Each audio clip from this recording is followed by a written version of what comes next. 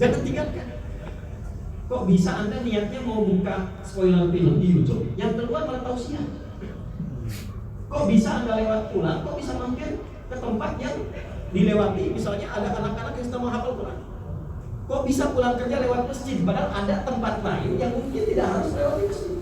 Kenapa harus lewat situ? Kenapa yang terlihat harus ceramah? Nah, ini yang dimaksudkan ayat ini. Sepanjang manusia hidup, betapapun keburukan yang pernah dia lakukan, tidak akan pernah ia kehilangan harapan untuk mendapatkan rahmat Allah Subhanahu wa taala. Itu yang dimaksud Quran surah ke-39 ayat ke-53. Qul ya ibadiyalladzina asrafu ala anfusihim la taqnatu min rahmatillah. Ya Muhammad, firaukan ke semua hambaku yang bahkan telah memvonis dirinya telah melakukan kesalahan besar, jangan putus asa dari rahmat Allah. Sepanjang nyawanya belum sampai ke kerongkongan, aku selalu berikan petunjuk kepadanya untuk berjalan. Contoh, ini kisah nyata. Ada seorang anak muda, kisahnya terjadi di Syria. Ini kisah nyata. Maaf, mabuk sudah, bunuh orang sudah, zina sudah. Satu kali terlintas di benaknya, apakah ada kesempatan jadi orang baru? Pada Allah, alhamdulillah, dia ambil kalimat lintasan itu, dia datang konsultasi pada seorang syekh, seorang kiai. Dia bertanya, Syekh, haliya min taubah. Syekh, apakah mungkin saya bisa bertobat? Kata syekhnya, tidak ada batas untuk bisa bertobat. Tapi kalau engkau ingin bertobat, datanglah kepada syekh yang di sana, karena beliau yang paham karakter untuk membimbing engkau di mana. Jadi ada bagi para ustaz, para kiai, bukan berarti kalau kita mengajar harus mendominasi dan memonopoli jamaah untuk belajar pada satu ustaz atau kiai saja. Kalau memang dirasakan ada yang lebih baik, Anda reaksikan sehingga mendapatkan jawaban yang lebih baik dari apa yang dia butuhkan. Secara singkat, berangkatlah pemuda ini ke tempat tadi, lalu ia mendapati seorang syekh yang sudah sepuh, pakaiannya sederhana, dan makannya itu cuma kurma. Setiap pagi satu, siang satu, malam satu, plus air putih. Di kurma, air putih, kurma, air putih. Datanglah pemuda ini mengatakan, Syekh, tolong bimbing saya butuh. Kata syekhnya, mana mungkin kau sabar? Saya kan tinggal cuma di sini. Kata anak muda ini, saya siap sabar ya Syekh. Mana mungkin kau sabar? Aku makannya cuma kurma satu ini. Saya siap ya Syekh. Secara singkat tinggallah dengan syekh itu, dididik seperti seorang ayah mendidik anaknya. Terjadilah perubahan dalam hidupnya. Hari pertama dikeluarkan sifat kotor, hari kedua dikeluarkan karakter yang kurang baiknya, hari ketiga konsisten dia masuk pada bagian level 1. Tapi perhatikan bagaimana dahsyatnya setan. Nanti lain waktu kalau saya kepoin lagi, tolong ingatkan saya. Satu waktu penting bagi kita belajar feeding setan. Belum pernah belajar kan? Ya? Anda kenal malaikat, gak pernah kenal setan. Bagaimana bisa menjauhinya? Anda tahu jalan yang halus, tapi gak tahu di mana lubangnya kan? Bisa besar kemungkinan terpelosok ya? Ya? Setan itu ada 9 yang paling fokus. Ada setan rumah, setan masjid ada. Yang besar Alex. Ya? Setan masjid ada. Setan masjid namanya Sanza. Tugas pertama dia menggoda DKM masjid.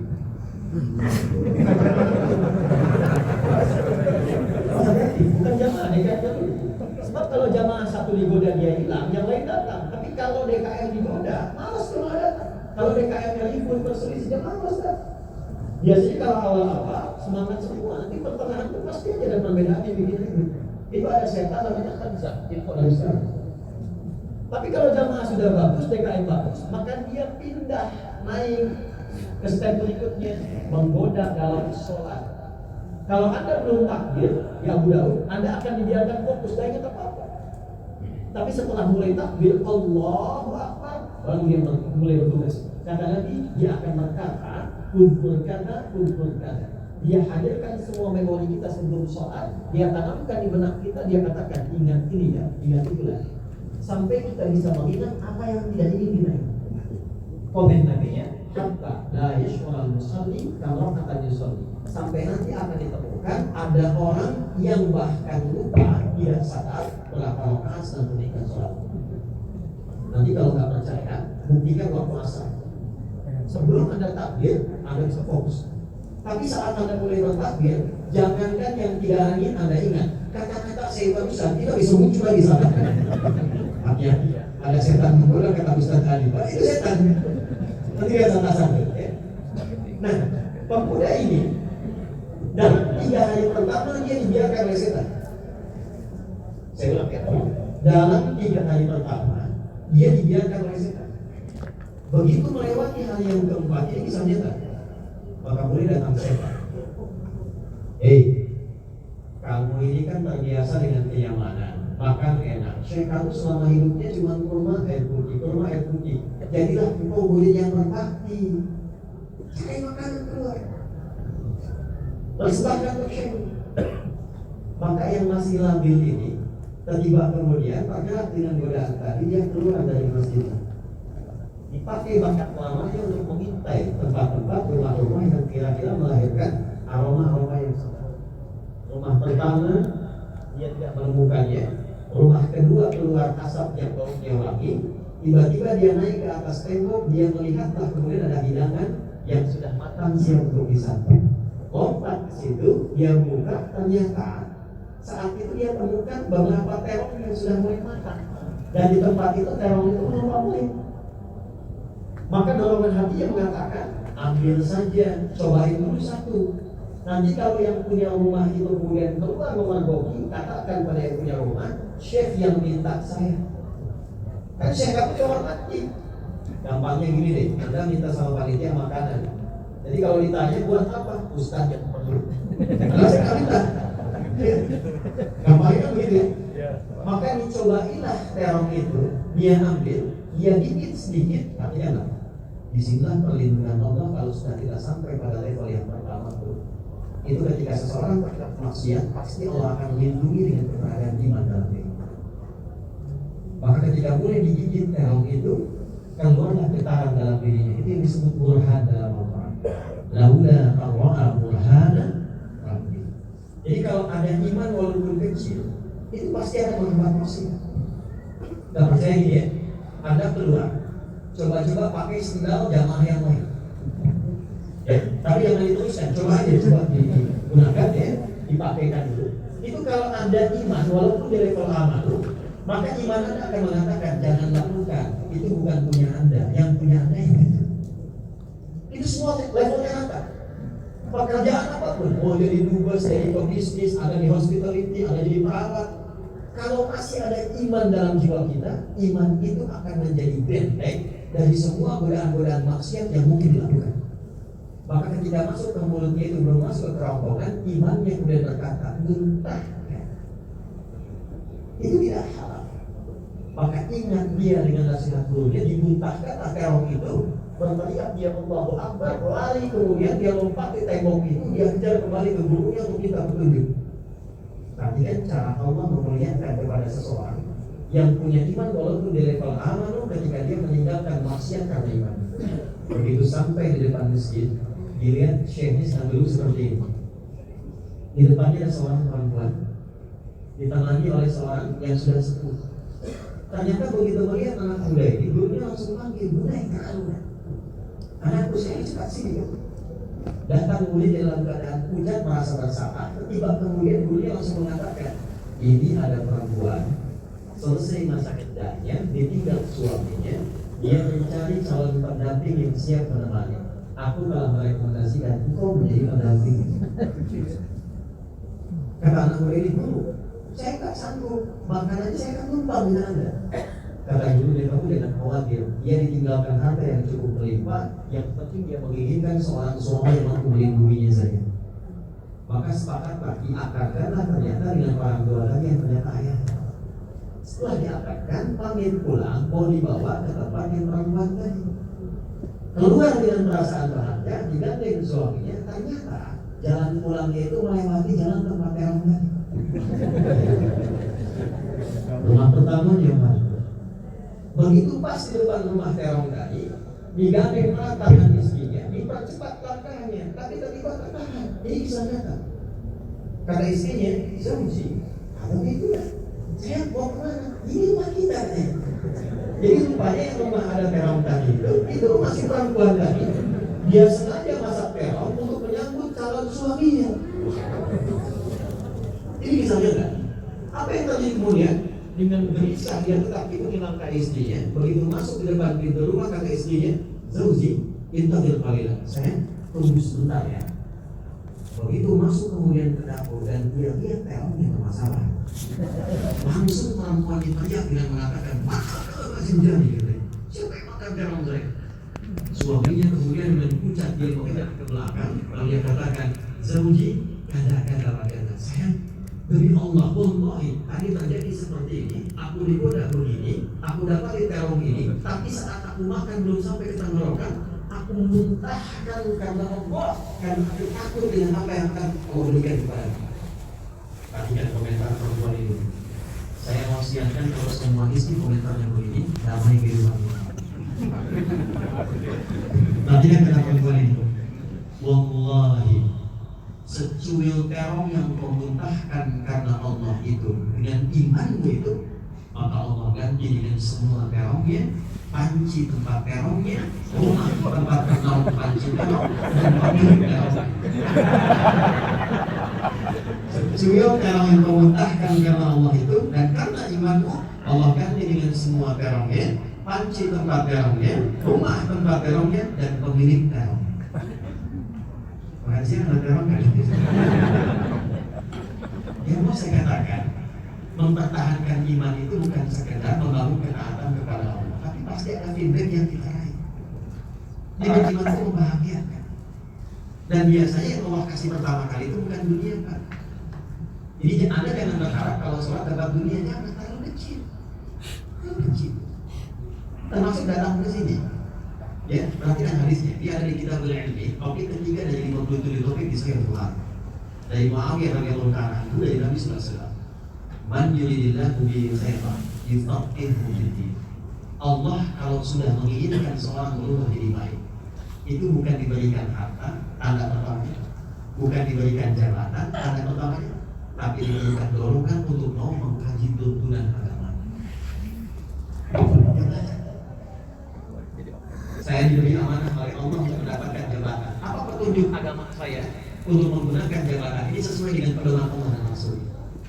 Saya diberi amanah dalam pekerjaan. Ada yang tempat minyak, ada yang di rumah sakit, ada yang perawat dan sebagainya. Lalu dia melihat apa yang Allah tunjukkan kepada saya untuk menjaga amanah ini. Ketika Anda masuk dalam level itu, sadarilah bahwa Anda sedang menjadi pribadi yang diinginkan oleh Allah menjadi orang yang lebih baik.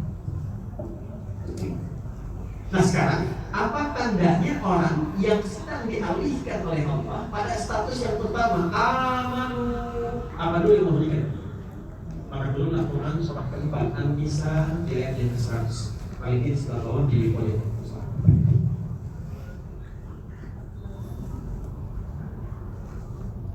Pelan-pelan ya. Gak pernah ke masjid, tiba-tiba pengen ke masjid. Ya. Gak pernah jamaah, tiba-tiba pengen jamaah. Standar pertama. Apa yang Allah berikan kepadanya ketika dia berpindah pada level yang pertama ini? Perhatikan kalimatnya. Wa may yuhajir fi sabilillah yajid fil ardi muragaman katsiran wasa'. Dan siapapun yang memutuskan dirinya untuk berubah jadi lebih baik, mengikuti pokok ketentuan imannya walaupun dia awalnya dengan level standar, maka yang Allah berikan pertama kali, perhatian baik-baik, kelapangan, ketenangan pada jiwa. Ini apa? Sakinah dulu. Makanya yang tadi kita itu mengutip dalam hadis Muslim riwayat sahabat Abu Hurairah. Man istama'a qaumun fi baitin min buyutillah yatluna kitab Allah wa yatadarrasuna fi ma bainahum illa ghashiyatuhum rahmah wa anzalat 'alaihim as-sakinah. Jadi yang Allah kasih itu kalau kita sholat, kalau kita baca Quran, itu bukan dunia dulu, dunia itu kecil. Bukan naik jabatan, bukan harta dulu, bukan gaji dulu, bukan. Yang paling fundamental dulu nih, tenang dulu. Karena dapat harta nggak tenang, nggak bisa menikmati harta. Punya jabatan gelisah terus, nggak bisa menikmati jabatan. Punya keluarga tidak tenang, nggak dapat. Ibu pilih ya. Ibu bebas boleh ikutan pilih. Ibu pilih kaya tapi gelisah atau miskin tapi tenang. Nggak ada pilihan ketiga. Saya tahu mau kaya dan tenang. Kaya tapi gelisah atau miskin tapi tenang. Gak mudah kan? Gak mudah. Kenapa? Karena ini yang paling basic. Makanya di rumah tangga ketenangan didahulukan sebelum mawaddah dan rahmah. Perang 130 ayat 21. Wa min ayatihi an khalaqa lakum min anfusikum azwajan litaskunu. Karena mawaddah itu punya harta walaupun berlimpah, tapi gak tenang, gak ada kebahagiaan. Rahmah itu perhatian, tapi kalau perhatiannya tidak memberikan ketenangan, gak ada rumah tangga.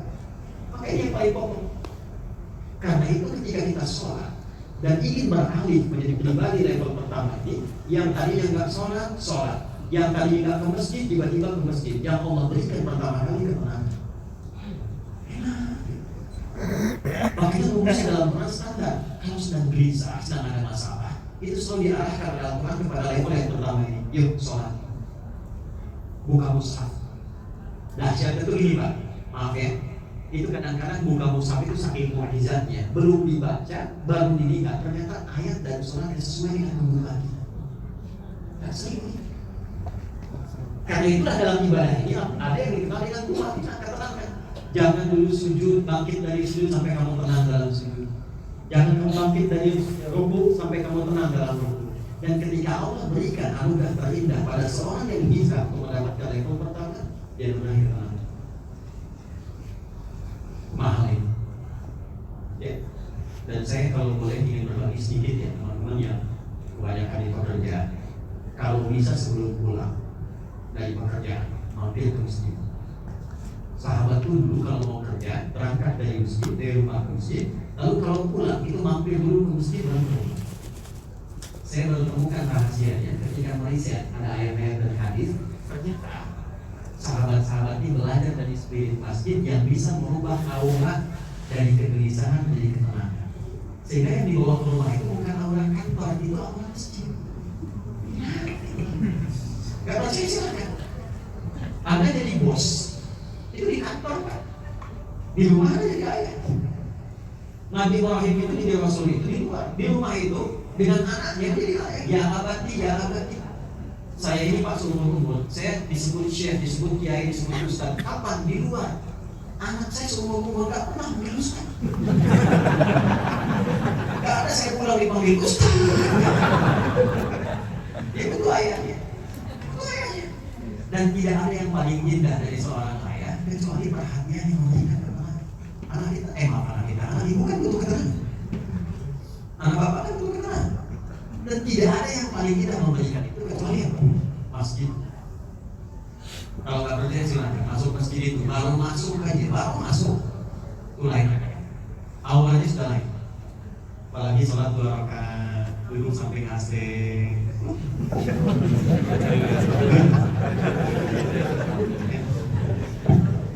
Ada seorang kakek di pasar Rebo, saya pernah ketemu orang soleh luar biasa.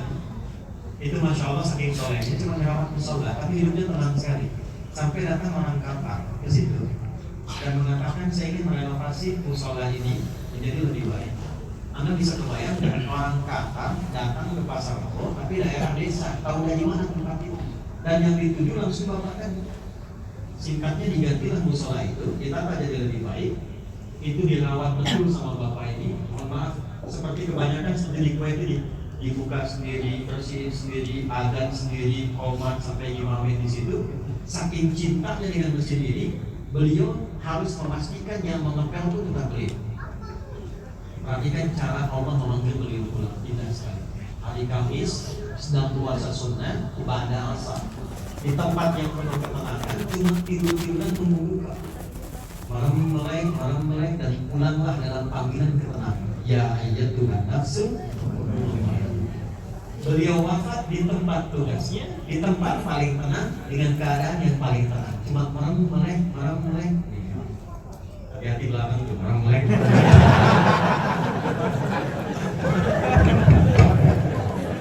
Nah, di satu. Nah, jadi kesimpulannya Pak, 1. Coba kalau kita ingin cas, kita lihat dulu level kita sampai saat ini. Yang standar, kesibukan apa sih menjadikan seseorang lupa untuk menunaikan sholat? Sulit untuk ke masjid, padahal cita-cita surga Firdaus dengan Nabi lagi kan? Satu.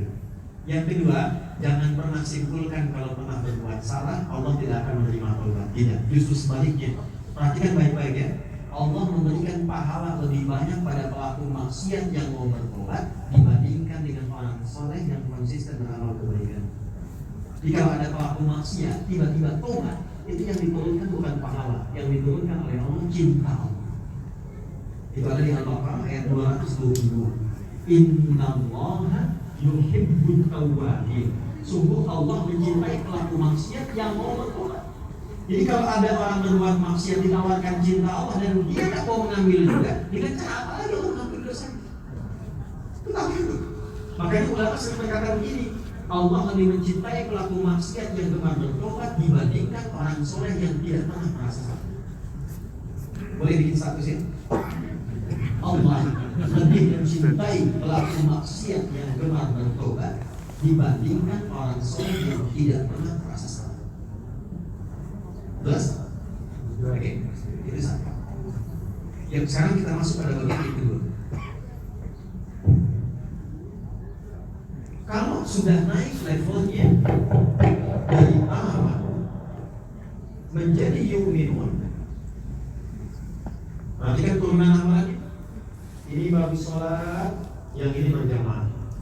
Ini baru 5 waktu, yang ini tambah sholat sunnah. Yang ini dipanggil baru datang, yang itu menyiapkan sebelum dipanggil. Maka apa yang Allah berikan pada orang-orang yang konsisten meningkatkan amal saleh? Perhatikan gambarannya. Surah 2 ayat 5. Naik level. Ulaika ala hudam min rabbihim wa ulaika humul muflihun. Kalau kita mau naik level dari sekedar amanu menjadi yu'minun, dari sekedar sholat kita tingkatkan sholat yang menjadi lebih baik, kuantitasnya lebih bagus, kualitasnya lebih baik, maka level pemberian Allah pun berubah dari sekedar mendapatkan kemenangan, dinaikkan levelnya menjadi ada hudam konsisten, dibimbing dan dinaungi oleh Allah Subhanahu wa Ta'ala. Mau kerja dibimbing oleh Allah. Tadi ada surah 17 ayat 79. Kalau yang ini sholat 5 waktu, ini tambah dengan tahajud. Wa minal laili fatahajjad bihi nafilatan laka asa an yab'athaka rabbuka maqaman mahmuda. Lihat baik-baik. Wa qur rabbi adkhilni mudkhala sidqin. Mau mengawali aktivitas, dia enggak perlu nyogok, enggak perlu nyuap, enggak perlu macam-macam. Sebelum dialami, diringankan oleh Allah sehingga mudah itu berjalan dengan baik. Wa akhrijni mukhraja sidqin. Menemukan kesulitan. Orang itu sampai luar biasa sulit ya, keluar tenaga, keluar biaya, konsultasi sana sini. Ini cuma dengan senyuman selesai. Dimudahkan kesulitannya, bahkan sebelum dia mencoba berikhtiar untuk maksimal. Yang paling dahsyat, wa ja'alni min ladunka sultanan nasira. Kata Allah, kalau dia pun mendapatkan karir yang tinggi, maka fitrah kehidupan mengatakan dia tidak akan lepas dari sifat orang lain yang ingin hakim, ingin menyingkirkan, ingin menyumpurkan, ingin memberikan fitnah. Maka pada orang yang levelnya ada di sini, yu'minun, bukan di sini. Mereka wa ja'alni min ladunka sultanan nasira. Aku yang langsung menolongnya, bukan makhluk yang sibuk menguasai. Sehingga pada yang naik level ke sini ini, yang paling menarik apa? Itu semua urusan sebelum dikerjakan dimudahkan. Bukan tak punya masalah. Bukan tak punya masalah. Maaf ustaz itu bukan tak punya masalah. Jangan dikira jadi ustaz tak punya masalah. Tidak. Itu kan pertanyaan Anda, masalah Anda kan ditanyakan ke ustaz juga kan? Boleh gak gitu? Ya. Tapi tidak semua ustaz itu masuk pada level yang ini. Guru saya mengatakan, nah kalau engkau mengajar nanti siang, malam kau bangun. Lalu siang kau tatap semua wajah mampu kau tatap. Malam engkau bangun sujud dan bayangkan wajah-wajah kau tatap itu. Minta kepada Allah supaya memuliakan mereka, menyayangi mereka, melancarkan rezeki mereka, menanamkan pengetahuan ke dalam hati mereka, dan kau bantu kepada Allah untuk mengamalkan apa yang kau sampaikan. itu mencoba untuk menaikkan level muridnya dari sekedar amal menaikkan ke sini, dan hasilnya berbeda. Demi Allah saya katakan, naikkan level dari sini ke sini, maka semua kegiatan yang kita kerjakan tidak akan lepas dari pantauan dan bimbingan Allah Subhanahu wa Ta'ala. Anda dekat dengan orang yang punya akses. Teman-teman dekat dengan guru, akses ke kedutaan, ke wisma gampang kan? Yang gak kenal aja dimudahin, apalagi yang kenal gitu kan? Ya? Sekarang Anda dekat dengan Allah, apa yang terbatas bagi Allah meningkatkan? Makanya para sahabat itu ketika mulai mengenal Allah, mereka punya jalan pintas yang cepat, cerdas sekali. Mereka dekat dengan Allah dan Rasul. Kalau sudah dekat dengan Allah, apa yang mudah, apa yang tidak mudah bagi Allah selesai. Semua jenis pekerjaan pasti tahu. Saya berikan kisah yang kedua untuk mengukur.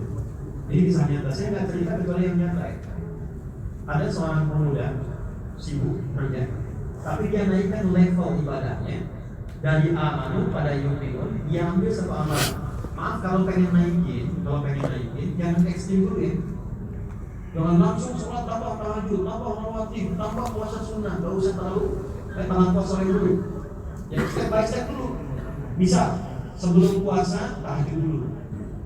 Tahajud pun rumusnya hadis Muslim nomor hadis 749 dari Ibnu Umar. Jangan langsung pengen 11 dulu atau 23 dulu. Kata Nabi gampang, sholat 2 rakaat dulu. Saya ulangi ya. Kata Nabi, sholatul laili matna.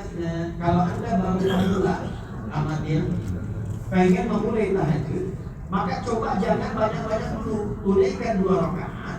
Witirnya 1 aja subuh. Ya, maaf, witirnya 1 aja. Tahajudnya 2 rakaat, witirnya 1. Bangunnya pun kalau bisa pepetin ke subuh. Jadi rumus gini. Subuh jam 5. Bangunnya gak usah awal-awal. Bangun jam 4:15, ya. Kemudian atau bangun 4:30 saat dipanggil adzan pertama. Lalu Anda wudu, siap-siap tunaikan dulu 2 rakaat tahajud, 1 rakaat untuk witir, dan bacanya pun gak usah panjang-panjang. Kalau tampilan Anda biasa full, baca yang full. Ya. Qul bil falaq, qul bil nas, witirnya qul huwallahu. Ada sanadnya. Nanti setelah menikmati itu, baru tambah lagi, naikkan ke alam nasrah, naikkan ke al-duha, sampai Anda merasakan kenikmatan sampai 11 rakaat. Lebih nikmat lagi, tambah 23 rakaat, nikmat lagi 36 rakaat, tanpa batas sampai menjelang fajar, silakan. Yang mau saya katakan, ada anak muda yang mengenalkan ini, dia kerja dan dia tidak tinggalkan tahajud. Sampai stop 3, ini yang dahsyat. Tiba-tiba dia berada di perjalanan ikut kafilah. Lalu tengah malam dia mencoba menunaikan tahajud sembunyi-sembunyi dari rekannya karena tidak ingin dipuji. Maka keluar dia dari rombongan. Tiba kemudian dia tunaikan sholat, temannya terusik dia dengan bunyi, dia bangun, dia ikutilah dari belakang. Tapi musibah terjadi ketika mulai bertakbir Allahu Akbar. Tapi kemudian tanpa dia sadari ada harimau yang melompat ke depannya siap merekam. Perhatikan. Kalau sudah masuk kepada level yang kedua, yu'minun bukan diaman lagi, maka apa yang Allah berikan pada orang-orang seperti ini? Maka orang yang sholat pemuda ini mengatakan dalam hatinya, ya Allah, ini kalimatnya dikonfirmasi ketika dia selamat setelah itu oleh teman. Ya Allah, perhatikan kalimatnya. Dia arahkan kalimat Allah ini kepada harimau yang akan merekam. Ya khalqallah, hei makhluk Allah, kalau aku memang rezeki yang telah Allah tetapkan untukmu, gimana? Silakan makan aku di sini. Tapi kalau aku bukan rezeki yang telah Allah tetapkan untukmu, maka jangan ganggu ibadahku kepada Allah. Ya, bukan jangan makan aku, tapi jangan ganggu ibadahku kepada Allah. Atau aku mohonkan kepada penciptamu untuk menghancurkan kau saat ini. Jadi kalimat yang biasa ditampilkan oleh Quran. Kalau Anda punya hajat ingin cepat dijawab, maka lekatkan keinginan itu dengan keinginan kita untuk ibadah. Jangan tarik ke dunia. Tentu Anda sakit, kita sembuh. Jangan cuma sembuh, karena yang belum beriman pun pengen sembuh. Maka tarik urusan ibadah pada kesembuhan itu. Bisa, ya Allah, mohon berikan kesembuhan kepadaku supaya aku bisa ke masjid lagi. Aku bisa baca Quran lagi. Itu lebih cepat diberikan kesembuhan dan jawaban dari Allah dibandingkan permintaan standar. Orang ini mengatakan, ya khalqallah, hei makhluk Allah. Dia sertakan kalimat makhluk kepada dirinya. Kalau aku rezeki yang telah Allah tetapkan untukmu saat ini, silakan makan aku. Tapi jika bukan Allah tetapkan aku sebagai bagian rezeki untukmu, jangan ganggu ibadahmu kepada Allah atau memohonkan pada penciptamu untuk menghancurkan kau saat ini. Maka dia hanya mengaum atas meninggalkan orang ini pergi begitu saja dan disempurnakanlah sholatnya dengan Al-Quran. Perhatikan, naik level pada yang kedua bukan sekedar memberikan kemana, tapi menjaga Anda dari setiap kesempatan. Apapun itu, mau itu manusia, mau itu yang tak tampak, mau binatang, kita ini gak aman situasinya, termasuk setan. Apa dikira setan diam? Tidak. Ternyata level kedua ini menaikkan status penjagaan Allah di kepala kita dengan level yang tidak biasa. Nah kalau pengen cek silakan, sudah sampai mana? Satu atau dua? Coba nanti malam tahajud. Kalau kira-kira ada nyamuk nempel, nyamuk, Anda katakan, nyamuk. Kalau ini memang rezeki yang Allah telah tetapkan untukmu, silakan slot semua. Tapi kalau bukan, tolong jangan ganggu tahajudku. Atau aku mohon kepada Allah penciptamu untuk menghancurkan kau saat ini. Kalau nyamuknya langsung pergi, level Anda level 2. Tapi kalau nyamuknya tambah banyak datang, maka boleh jadi ada hal yang penting untuk kita tekankan dalam rumah ini. Terakhir yang ketiga, dan di sini kita berhenti, kemudian baru kita diskusi dalam kebaikan insyaallah. Al-Mu'minun, Al-Mu'minun, Amanu, Yu'minun, Mu'minun. Ini bagian ketiga. Yang ini saya sekaligus tutup, langsung disifati oleh Al-Quran jauh berbeda dengan sifat pendahulunya, baik level 2 ataupun level 1. Yang ketiga ini langsung disifati oleh Allah dalam Al-Quran sebagai calon penghuni surga Firdaus yang sedang beraktivitas di bumi dan lintas profesi apapun itu, mau di birokrasi, diplomasi, di usaha, di bisnis, di pengajaran, hospitality, di keperawatan, pengajar dan sebagainya. Itu lintas batas. Dari Al-Quran surah ke-23 ayat 1 sampai 9. Dan dirubah kalimatnya, tidak menggunakan amanu lagi, bukan yu'minun lagi, tapi sampai level yang ketiga al-mu'minun. Qad aflahal mu'minun. Qadnya harfun tahqiq dan tauhid. Cara menerjemahkannya, aku jamin, aku pastikan orang yang sudah sampai pada level al-mu'minun pasti akan meraih kebahagiaan dan kesuksesan. Puncak tertingginya, saya langsung lompat ke ujung ayatnya, ulaika humul warithun alladzina yarithuna al-firdaus hum fiha khalidun. Mereka ini adalah sesungguhnya calon penghuni surga Firdaus yang sedang beraktivitas di bumi. Dan hebatnya, kalau dibawa ke rumah tangga, suasana rumahnya seperti surga. Nggak ada saling mencari eksplorasi kesalahan, nggak ada saling menyalahkan, nggak ada saling menuntut. Seperti halnya yang mediasi kehidupan di surga, indah, tenang, nyaman, penuh dengan senyuman. Dibawa ke pekerjaan dinikmati, sedang mendapatkan suasana suka dia bersyukur, sedang ada ujian dia bersabar. Sampai nanti komennya begini, ajaban bil amril mu'min, bukan amril ladina amanu, bukan amril ladina yu'minun. Ajaban bil amril mu'min. Orang kalau sudah sampai level kepada al-mu'minun itu mengagumkan perkara, mengagumkan perkaranya. Kalau dia sedang sukses, dia tidak berlebihan menyikapi kesuksesannya. Dia banyak mengkreasikan kesuksesan itu untuk mendekati Allah dan syukur. Tapi kalau dia dipuji dengan masalah, dia tidak mengeluh. Dia bawa seni mengatasinya dengan meningkatkan sabar, sehingga antara suka dan duka di hadapannya sama saja nikmat Allah. Ini kisah nyata.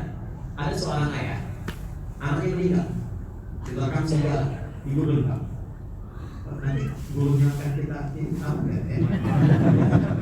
Nah itu di guru ada kisah. Seorang ayah sedang makan di kemah. Dia dapat info dari tetangganya, anaknya dimakan serigala. Ini kisahnya kan?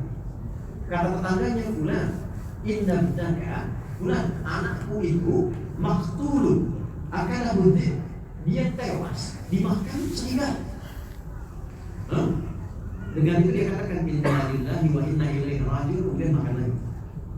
Yang ngasih info bingung, ini kok dikasih tahu anaknya meninggal, dimakan serigala, tapi nggak segera diurus, dia malah langsung makan lagi. Dikasih tahu yang kedua, dia kira nggak terdengar. Begitu diberikan info yang kedua, dia katakan inna lillahi wa inna ilaihi raji'un, lalu makan lagi. Saking kesalnya pada yang ketiga, diteriaki di depannya, engkau ini bagaimana seorang ayah anakku meninggal dimakan serigala. Kenapa kau hanya katakan innalillahi terus makan lagi? Perhatikan kalimatnya. Apakah engkau tidak tahu bahwa ketika ia telah meninggal, ia kembali kepada Allah? Selesai perkaranya. Kalau aku respon sekarang ke sana, berarti aku meninggalkan rezeki yang sedang Allah berikan sekarang saat ini. Aku berhitung sekarang tidak akan menghidupkannya kembali. Engkau tak usah ganggu aku, biarkan aku selesaikan rezeki dari Allah ini. Begitu setelah selesai, aku langsung kejar untuk merawat anakku. Justru engkau yang terus mengingatkan aku, menghambat aku menyelesaikan rezeki yang Allah berikan kepadaku saat ini. Level itu luar biasa. Ada orang anaknya meninggal, perempuan, tapi bapaknya masih menangani aja. Ada orang anaknya meninggal, tapi secara profesional dia masih menjalankan tugasnya. Begitu selesai baru dia urus. Itu tidak mudah sampai ke level itu. Satu sisi dia menjaga amanah secara profesional dalam tugasnya, sisi lain dia menjaga perasaannya untuk menaati Allah dalam kebaikan. Itu nggak mudah. Ketika dapat level itu memadukan antara syukur dan sabar, maka itu tandanya Allah sedang mengalihkan kita dari isinya sekadar yu'minun menjadi level al-mu'min. Ini nggak mudah. Ini nggak mudah. Kalau sudah sampai ke level ini, semuanya sama. Ya, kisah terakhir, kisah nyata. Suami istri harmonis sekali, suasana rumahnya seperti surga. Istrinya cantik luar biasa. Cantik, indah, ditatap tak berpaling, gitu kan? Suami standar.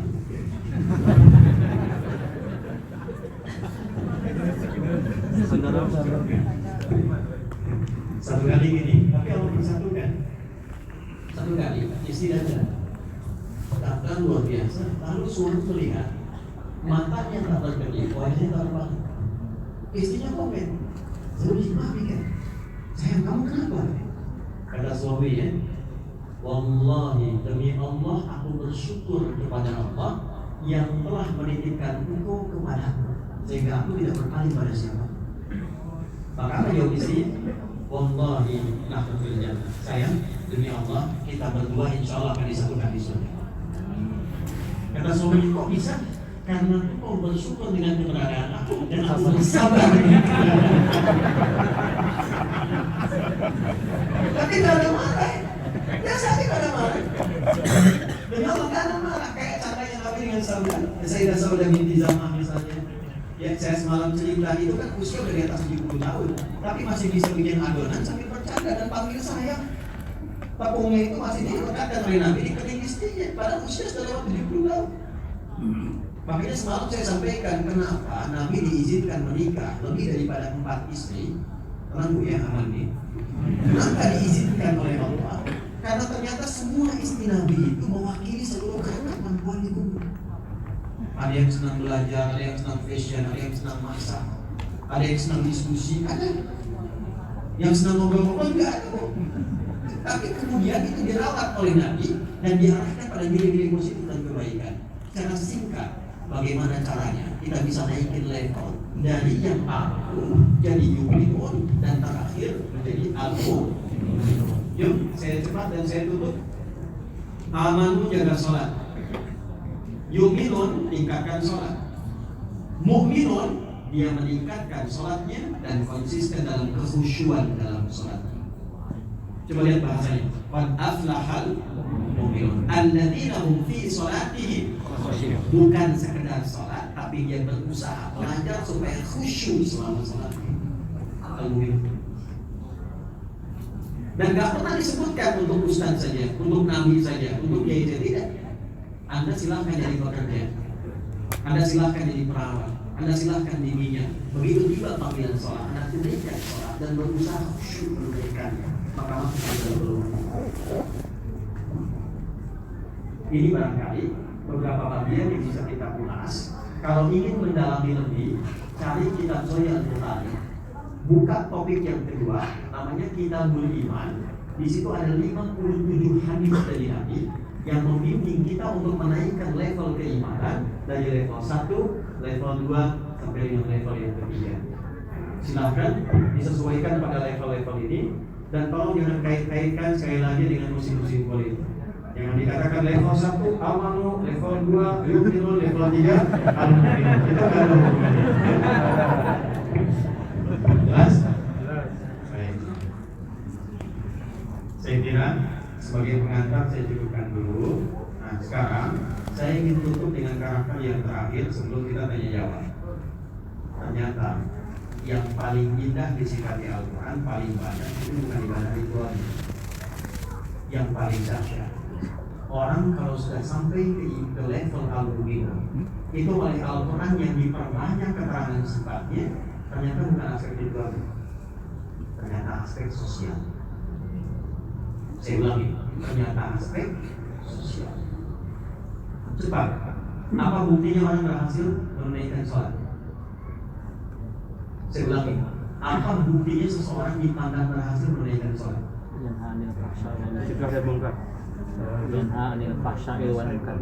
Ya, alhamdulillah. Pas nggak ada hadiahnya jawabannya benar ini. Quran surah 29 ayat ke-45. Inna sholata tanha 'anil fahsya'i wal munkar. Baik. Orang itu kalau benar sholatnya kata Allah, cirinya gampang. Hubungan sosialnya bagus.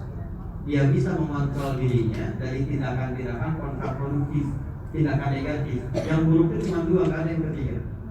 Satu fahsya itu yang bersumber dari syahwat. Maaf, pornografi, LGBT, zina, selingkuh, kata-kata jorok, kotor itu fahsya. Jadi nggak mungkin ada orang sholat berbuat fahsya itu mustahil. Nggak ada orang sholat berbuat LGBT itu mustahil.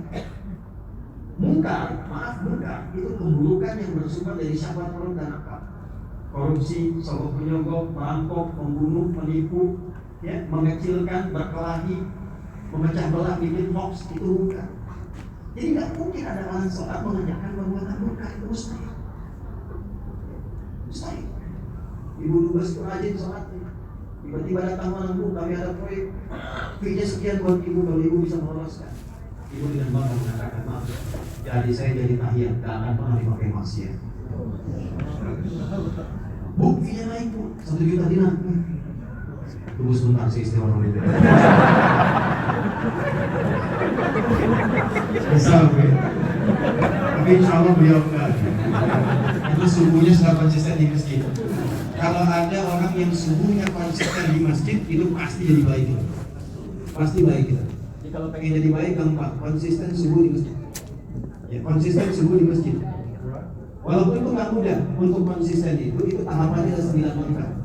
Itu nggak mudah. Konsisten. Balik dulu. Dan jangan lama-lama, balik dulu. Nah, ciri orang sholat yang berhasil itu bukan dinilai dari rukunnya benar, dari mulai takbir sampai salam. Kalau itu untuk menggugurkan kewajiban secara fikih benar. Jadi kalau Anda cuma sholat supaya kewajibannya gugur, yang dijadikan acuan itu ketentuan fikih. Gimana cara takbir sampai salam benar, gugur aja. Tapi kalau Anda ingin dinilai sholatnya benar, ukuran pertamanya adalah standar sosial. Dengan manusia baik ya, dengan tetangga baik ya, dengan orang tua baik ya, dengan tumbuhan baik ya. Di mana ada aturan di kehidupan ini, bahkan pada tumbuhan, pada hewan pun tidak boleh berlaku zalim. Saya tanya pada Anda, kalau situasi perang itu ada kasih sayang nggak? Nggak ada. Makanya surat At-Taubah izin membela diri dalam konteks militer itu nggak pakai bismillah, satu-satunya surat di Quran nggak pakai bismillah, itu cuma surat 9 At-Taubah. Kenapa? Karena itu izin membela diri dalam suasana perang. Bara'atun minallah, dapat izin sekarang dari Allah untuk membela diri. Silahkan membela dengan perang, keluar resolusi jihad. Nah, ketika berperang itu dalam perang nggak ada sayang, nggak ada orang mau nembak minta izin dulu. Izin ya, loh, sakit ya, maaf ya. Tembak ya, tembak, bom ya, bom ya. Itulah sebabnya nggak ada Bismillahirrahmanirrahim, karena dalam Bismillahirrahmanirrahim ada kasih dan. Tapi di mana ada aturan kalau dalam suasana yang tegang dalam perang, tetap jangan merusak tumbuhan. Di mana itu? Di mana ada aturan kalau menyembelih hewan, jangan sakiti hewan, cepat tajamkan pisau. Tajamkan dan mengikat pun ada sedikit, jangan sembarangan ikat dijatuhkan, tidak. 1, 2, 3, tarik, 1, 2, 3, tarik, bukan begitu. Ada sedikit, jatuhkan dengan lembut, bahkan nanti ada zikir. Itu kalau hewan seperti kambing, tutup telinganya, sebutkan zikir itu kayak tidur.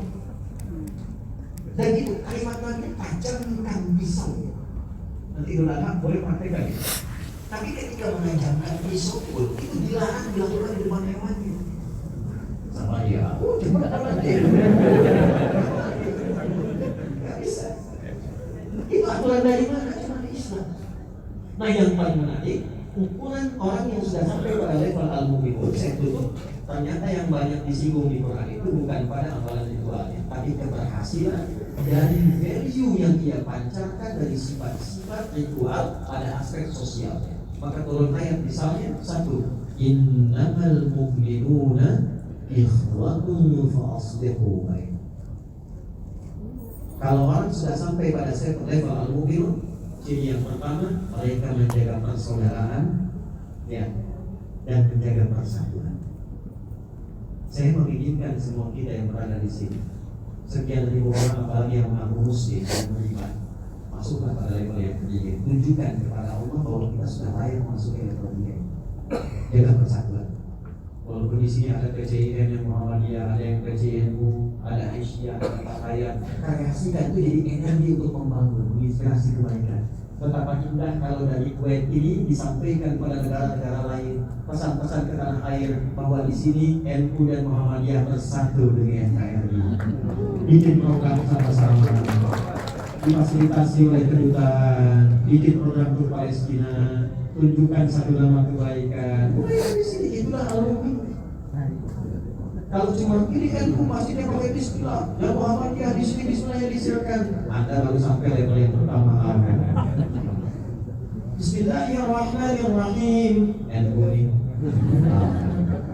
Alhamdulillahirabbil alamin. Muhammadiyah. Sudah, itu sudah selesai. Kita mesti masuk pada level yang tingkat terakhir. Saya tugas mengurus izin di Saudi 2010. Menerima jemaah haji pertama datang sholat isya, imamnya si Sudis. Itu sih salah. Sebagai bilang sudah tahu. Begitu dan takbir, Fatihah. Alhamdulillahi Rabbil Alamin. Istilahnya kan disiarkan itu komen langsung jamaah samping. Saya masih ingat tuh 13 tahun yang lalu. Dikimani Muhammadiyah.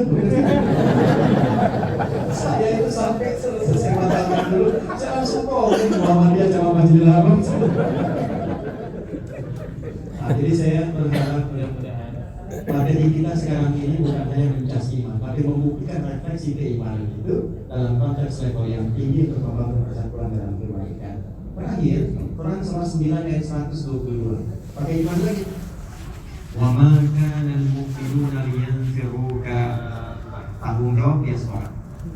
Tidaklah para diaspora yang beriman itu dan level imannya sampai pada yang ketiga, kecuali akan didapatkan golongan yang spesifik dengan ciri tertentu. Apa itu? Falaula nafara min kulli firqatin minhum ta'ifatun liyatafaqahu fid din. Satu, diaspora yang sudah sampai pada level al-mu'minun itu yang senang meriset, mengkaji sampai menemukan inti sesuatu yang bermanfaat. Kalau ngaji ini jangan sekedar tertawa, pulang, kumpul, pulang. Itu belum sampai ke level al-mu'minun. Apa yang didapatkan dari kajian kita? Kalau itu ditigasikan sehingga kurikulum-kurikulum yang dikaji sesuai kebutuhan kita. Teman-teman pebisnis kenapa tidak mengeluarkan kitabul buyuk? Kitabul buyuk, tuntunan berbisnis yang benar. Yang di rumah sakit pernah nggak mengeluarkan pedoman Islamnya untuk rumah sakit dan kesehatan? Kan ada pedoman itu. Jadi ketika teman Anda mengatakan kepada Anda, oh Anda kok begitu rajin? Katakan bukan rajin, tapi Islam yang mengajarkan saya untuk berdisiplin. Kenalkan Islam sampai ke level itu. Lalu yang terakhir apa? Waliyunziru qaumahum idza raja'u ilaihim la'allahum yahdharun. Dan dalam pembelajaran itu ketika Anda sukses, bawa pulang kesuksesan Anda untuk membangun negeri. Riset di sini. Apa yang dibutuhkan Indonesia? Apa kemampuan Anda di sini yang bisa disumbangkan membangun negeri? Jika itu sudah bisa kita lakukan, itu yang diakui Allah sebagai level tertinggi dari sifat al-mu'minun yang menjaga konsistensi ibadah ritualnya hablum minallah dengan konsistensi ibadah horizontalnya yaitu hablum minal makhluqat. Semoga Allah memberikan taufik kepada kita untuk bisa memberikan sifat-sifat kebaikan ini. Nanti malam insya Allah kita akan bahas ada permintaan dari Tamir ya untuk malam untuk membahas tentang sejarah dan keterkaitan Palestina dari klasik sampai kontemporer. Mungkin malam nanti saya coba uraikan dari mulai sebelum ada Palestina, dari sebelum Masehi, dari genealogi Yahudi, dari mana ketemu Yahudi, ketemu Israel sampai Palestina. Nanti malam akan coba saya kupas sehingga kita paham keadaan yang saat ini dihadapi serta bagaimana menyikapinya secara elegan dan baik dengan mengedepankan sifat-sifat yang mulia. Insya Allah malam kita bertemu kembali. Ada berapa menit lagi saat ini? 10 menit. Ada setengah jam yang bisa dimanfaatkan. Kita bisa berdiskusi. Boleh Anda bertanya sesuai topik atau di luar topik yang kira-kira bisa kita sama-sama diskusikan. Nanti ada waktu 15-20 menit saya perkenankan sebelum saya siap-siap kembali. Sebelum itu saya tanya dulu, jelas uraian yang saya sampaikan? Jelas, paham Kalau paham, maka saya bacakan dulu surah Al-Maidah di ayat 100 sampai 101. Ya ayyuhalladzina amanu la tas'alu an asya'a in kuntum lakum tasu'un. Ini standar. Hei orang-orang yang masih merasa punya iman dan kalimat imannya pakai amanu, berarti ini paling standar. Ini bagi yang beriman tadi ya. Hei orang-orang yang masih merasa punya iman, kalau uraian sudah jelas disampaikan dan terpaham, jangan banyak Anda menyampaikan banyak yang beragam pertanyaan, sehingga dengan pertanyaan itu akan menjadikan yang jelas semakin tidak jelas. Tapi ini hanya untuk yang beriman saja. Maaf, jelas uraiannya? Jelas. Ada pertanyaan? Silakan, ada 2 pertanyaan saya silakan. Saya perkenalkan. Kalau pribadi jangan dibuka di depan umum, silakan disampaikan nanti kita bacakan secara umum.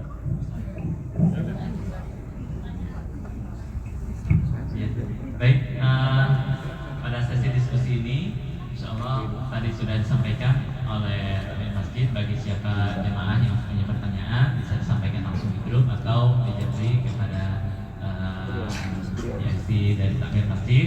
Ada banyak sekali pertanyaan yang muncul dari jemaah, tapi karena terbatasnya waktu, insya Allah kita akan batasi dengan 3 pertanyaan saja. Yang pertama, Ustaz, bagaimana caranya agar kita bisa istiqomah dalam keimanan menjalankan syariat Allah di setiap waktu tanpa naik turun? Baik, saya langsung jawab saja. Ada 3 pendekatan untuk istiqomah. Saya ulangi, ada 3 pendekatan untuk istiqomah. Ada 3 pendekatan untuk istiqomah, membangun konsistensi dalam beramal baik. 1, hadis riwayat Al-Bukhari, nomor hadis yang pertama di kitab Badul Wahyi dari Umar bin Khattab radhiyallahu ta'ala. Secara singkat adalah meluruskan dan menguatkan niat. Jadi kalau ingin mengerjakan sesuatu, apapun itu, dan ingin istiqomah di dalamnya, luruskan dan kuatkan niatnya. Saya ulang ya, luruskan dan kuatkan namanya. Qala Rasulullah SAW, innamal a'malu binniyat wa innama likulli imri'in ma nawa. Nah, bagaimana cara meluruskan niat ini? Hadirkan motivasi. Karena amal itu kalau nggak ada motivasi susah dilakukan. Teman-teman kalau nggak ada motivasi, nggak mungkin datang di sini. Apa yang mendorong Anda untuk hadir di sini? Untuk apa Anda ikut pengajian ini? Kalau nggak punya motivasi nggak bisa. Contoh begini, saya menghafal Quran dan meniatkan itu dengan kuat. Keinginan terbesarnya ingin memberikan aliran pahala dan cahaya bagi ayah yang telah meninggalkan kami, serta menyertakan keberkahan dan kemuliaan pada ibu yang masih mendampingi kami. Secara singkatnya ya, singkat. Saya kalau cerita ini saya selalu seringat ya. Dan saya sering sampaikan di beberapa tempat. Kami punya ayah yang saya sangat merasakan kebaikan, kedamaian, ketentraman. Jadi beliau itu ustaz di daerah, di desa, di Pandeglang, di Cipek, ngajar di musola. Dari 5 anak itu saya yang selalu dibawa saat mengajar. Jadi kalau beliau ngajar, saya tidur. Masih tidur. Sekarang gantian, saya mengajar, beliau tidur. Nah menariknya, saya pernah pulang tidur untuk mengetahui bagaimana kasih sayang ayah yang bisa menjaga kami bertahan dalam ketenangan saat tidur, karena digendong dari musola sampai rumah. Saya pura-pura sampai ingin tahu saja, betul-betul dijaga dari cara memangku sampai disimpan di kasur. Ketika disimpan saya ketawa, saya ingin tahu bagaimana respon ayah. Tidak ada amarah, tidak ada apa-apa, bercanda mengajak sampai rumah dan tidur. Di saat situasi itulah kemudian naik usia kami akan ke pesantren. Kayak saya tidak masuk rumah sakit, divonis komplikasi, saya belum mengerti. Dokter mengatakan pada ibu kami harus terlihat dulu. Teringat saya. Ini mungkin 2 pekan dulu secara medis. Saya belum. Lalu ayah memanggil saya, memeluk saya. Nah, maafkan saya, maafkan apa karena nggak bisa ngantar ke pesantren. Lalu menangis. Saya bilang ya, doakan.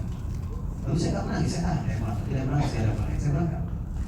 Ternyata 2 pekan setelah peristiwa itu ada panggilan di depan stasiun kantor, ada hidayah ke depan. Saya ke depan, sekarang mesti pulang. Kakak kami sudah nunggu di depan. Saya tanya gimana kabar ayah, beliau diam nggak jawab. Lalu kami sampai di Bandung, paman kami dan mengatakan, nah, mungkin akan bisa lihat ayah sudah dimakamkan ketika sampai di Pandeglang. Baru saya sadar bahwa saya telah meninggal. Bibi saya tahan air mata 6 jam sampai ke rumah. Itu nyampe maghrib, selesai, ayah sudah dimakamkan. Saya dapat ibu sudah duduk di ruang tengah. Saya tidak menangis sedikit pun, saya tahan, saya peluk ibunda. Saya sholat, saya temani malam tidur. Di situ terakhir saya lihat ayah saya pakai pakaian kemeja bagus biru dan memberikan perpisahan dada semacam itu. Singkat selesai paginya, saya buka semua lowongan beliau. Dan ibu kami menyampaikan kitab-kitab itu sudah diserahkan oleh sahabat-sahabat. Baju-bajunya diminta oleh teman-teman, mau berikan semua. Yang tersisa cuma mushaf Al-Quran. Saya bawa mushaf itu menghadap ke arah kiblat, duduk di ruang tengah. Saya katakan, ya Allah, saya tidak punya kesempatan lagi untuk membahagiakan ayah saya dalam hidupnya. Maka mohon jadikan setiap huruf yang akan saya baca saat ini dan saya hafalkan, menjadikan itu sebagai cahaya yang menerangi ayah saya di kesendirian di alam sana. Maka saya menghadap kiblat, saya bacakan ayat itu, terus saya bacakan. Itu nggak bisa berhenti, baca, nggak bisa berhenti. Air mata mengalir. Begitu selesai dibacakan itu, ternyata apa yang dibaca di selesai ayat itu semua sudah hadir dalam kepala. Dengan posisinya, dengan nomornya, dengan artinya, dengan apa. Anda bayangkan, motivasi untuk membahagiakan orang tua, untuk mendapatkan perhatian dari Allah, memberikan stimulus lebih cepat sebagai katalis positif untuk mendapatkan apa yang ditarik. Dan yang paling menjaga konsistensinya adalah kalau saya nggak baca Quran, ayah saya nggak bisa percaya. Kalau saya bicara tentang ibu, itu sudah saya tutup sekarang. Ya. Jadi kalau saya nggak baca, ayah nggak percaya. Kalau saya nggak baca, ibu nggak bahagia. Itu jadikan hadirkan niat yang kuat dengan motivasi yang dalam. 2. Membuat sebuah rencana amalan.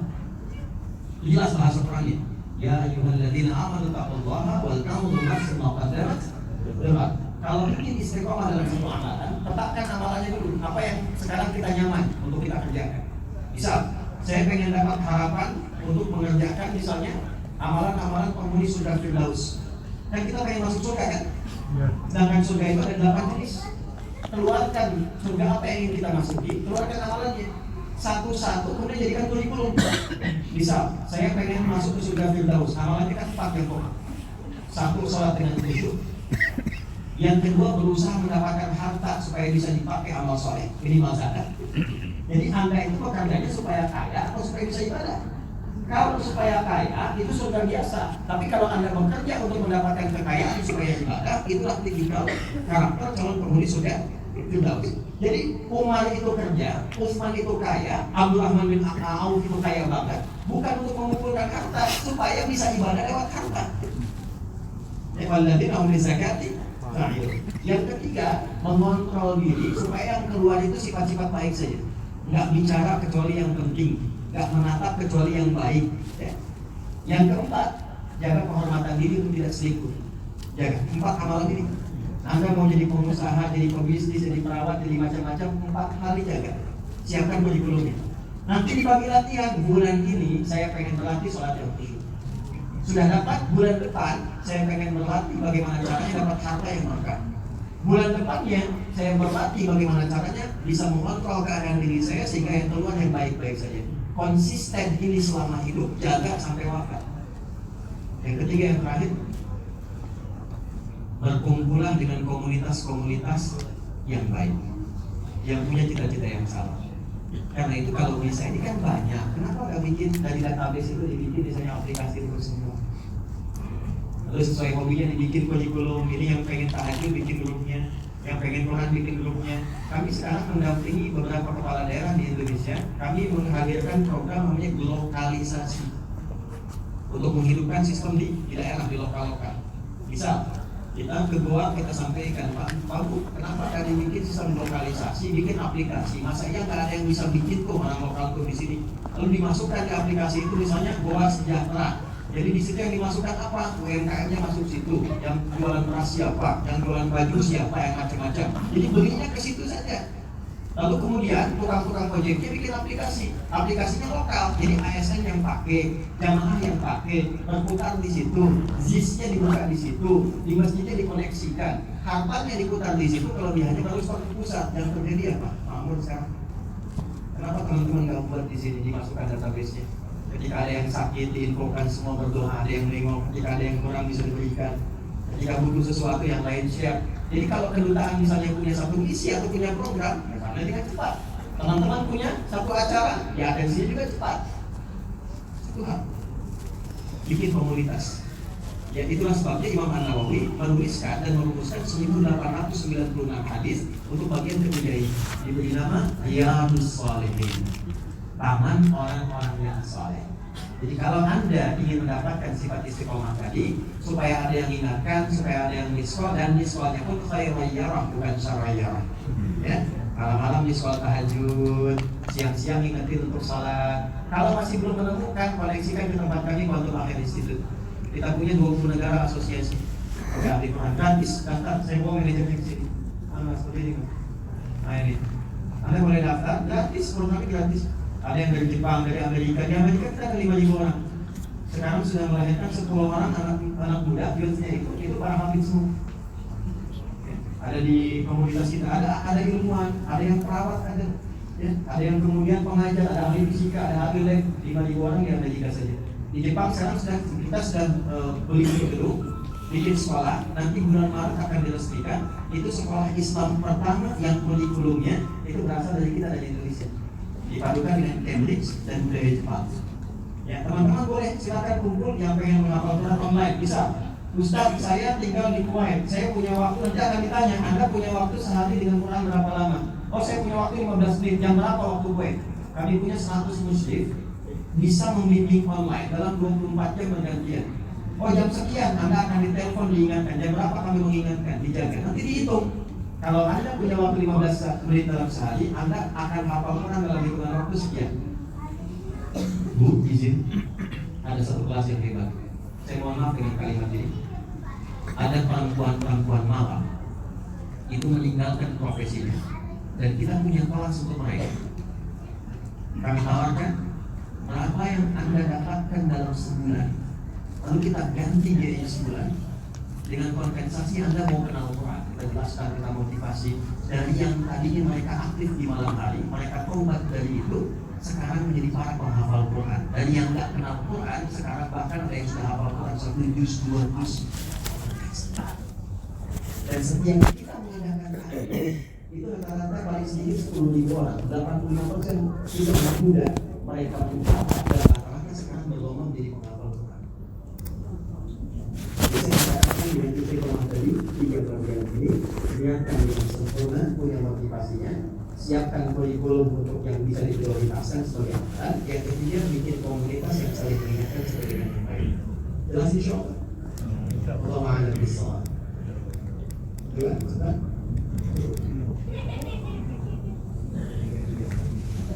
Oke, teman-teman, rupanya waktunya tidak memungkinkan kita untuk melanjutkan. Malam nanti kita akan melanjutkan, dan khusus untuk yang besok di Google, saya tidak akan ada materi, kita diskusi saja. Ya, apa yang mau ditanyakan bebas silakan, kita akan diskusi. Untuk yang ini kita cukupkan. Dan berita baiknya tadi malam alhamdulillah ada dari Lazisnya yang Muhammadiyah yang baru telah punya program di Kang Diri, ini yang di ketua PJMN.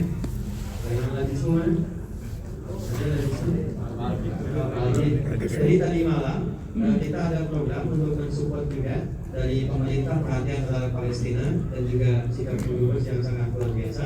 Terima kasih Bu. Tadi malam itu ada program untuk kita bisa berbagi sama-sama dan terhitung 1 miliar rupiah. Ya. Nah, nanti saya harapkan bukan hanya membawa nama PCM atau Lajismo, saya pengen bersama-sama dengan semua masyarakat Indonesia di Kuwait ini bersamai dengan kedutaan bisa nanti bertemu dengan tugas Palestina dan sebagainya sehingga kita bisa menjadi satu bagian satu tubuh yang nyata. Dan satu pesan saya, maaf ya, jangan sampai perhatian kita pada yang jauh lupa dengan yang dekat. Silakan dengan Palestina kita perhatian, dengan yang lain perhatian, tapi juga lihat teman-teman kita yang berada di sini. Tidak semua mungkin dalam keadaan yang nyaman dan tenang. Komunitas inilah yang saya harapkan bisa saling menguatkan satu dengan yang lain. Tidak cukup dengan amin, kita berdoa dulu. Dan mudah-mudahan kita dijabah oleh Allah Subhanahu wa Ta'ala dan diterima amal ibadah kita sampai detik ini. Allahumma taqabbal minna innaka antas sami'ul 'alim wa tub 'alaina innaka antat tawwabur rahim. Allahumma nahmaduka hamdan syakirin, hamdan na'imin, hamdan yuwafi ni'amahu wa yukafi mazidah. Ya Rabbana lakal hamdu wa lakal syukru kama yanbaghi li jalali wajhika lima ya'dhimu sultanik. Allahumma salli wa sallim wa barik ala habibika al-karim wa rasulika al-mustafa al-amin sayyidina Muhammadin wa ala alihi wa sahbihi ajma'in. Rabbana la tada' lana fi maqamina hadha dhanban illa ghafarta. Ya Allah, kalau ada pendosa datang ke tempat ini, maka mohon jangan biarkan yang meninggalkan tempat ini kecuali Kau ampuni seluruh dosa-dosanya. Wala hamman illa farajta. Jika ada yang datang membawa kegelisahan, jangan biarkan dia pulang meninggalkan masjid ini kecuali Kau telah tenangkan keadaan hatinya. Wala ansila billahi yasarta. Ya Allah, jika ada satu yang hamba-Mu datang membawa kesulitan hidup apapun itu, maka dengan keikhlasan amalannya hilangkan seluruh kesulitannya. Wala maridan illa syafaita. Jika ada di antara kami yang Kau uji dengan penyakit seberat apapun, mohon angkat dan sembuhkan penyakitnya. Allahumma ja'al jam'ana hadza jam'an marhuma wa farraqna min ba'dihi tafarraqan ma'suma.